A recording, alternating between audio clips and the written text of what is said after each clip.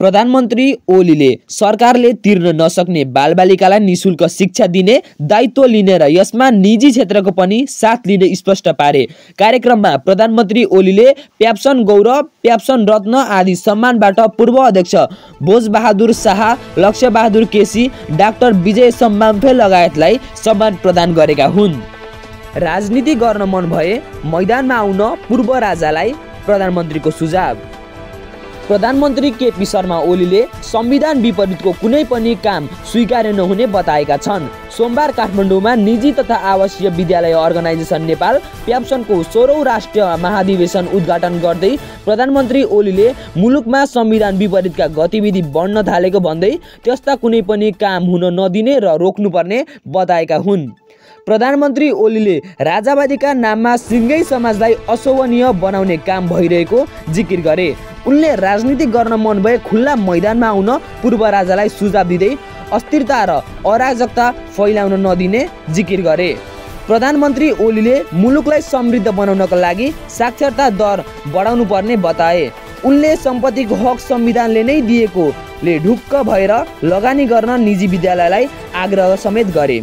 प्रधानमन्त्री ओलीले निजी विद्यालयलाई 5 वर्षभित्र गुठीमा लैजानुपर्ने प्रस्ताव कसरी आयो भनेर आफू छक्क परेको पनि जिकिर गरे।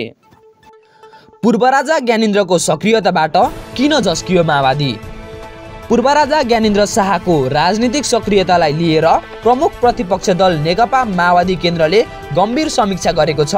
माओवादी केन्द्रका अध्यक्ष पुष्पकमल दाहाल प्रचण्डको निवास खुमलटारमा सोमबार बिहान बसेको पदाधिकारी बैठकमा पूर्व राजा ज्ञानेन्द्रको सक्रियताबारे समीक्षा भएको हो।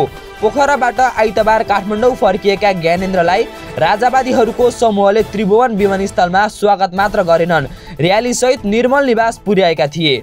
पूर्व राजा ज्ञानेन्द्रको स्वागतका लागि राप्रपाका अध्यक्ष राजेन्द्र लिङदेन, राप्रपा नेपालका अध्यक्ष कमल थापा, पूर्व मन्त्री केशव बहादुर बिष्ट, मेडिकल व्यवसायी दुर्गा प्रसाई लगायत कट्टर हिन्दूवादीहरू सहभागी थिए।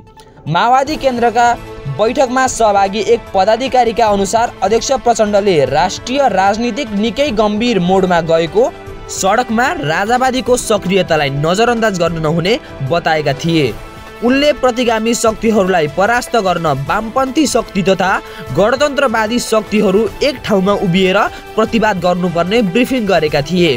अमेरिकामा अतिवादी डोनाल्ड ट्रम्प सत्तामा पुगेको, मध्य पूर्वमा द्वन्द्व बढ्दै गएको, रुस युक्रेन युद्ध नयाँ मोडमा पुगेको, छिमेकी भारतमा कट्टर हिन्दूवादीको सरकार रहेका कारण नेपालमा प्रतिगामी शक्तिहरू सल्बलाउन थालेको प्रचण्डको निष्कर्ष थियो। अध्यक्ष दाहालले गरे 4 विधेयक प्रमाणित। राष्ट्रिय सभामा उत्पत्ति भएका 4 विधेयकहरूलाई राष्ट्रिय सभाका अध्यक्ष नारायण प्रसाद दाहालले सोमबार प्रमाणित गरेका छन्। अध्यक्ष दाहालले प्रमाणित गरेका विधेयकहरूलाई प्रमाणीकरणका लागि आज मङ्गलबार राष्ट्रपति कहाँ पठाइएको उनको सचिवालयले जानकारी दिएको छ।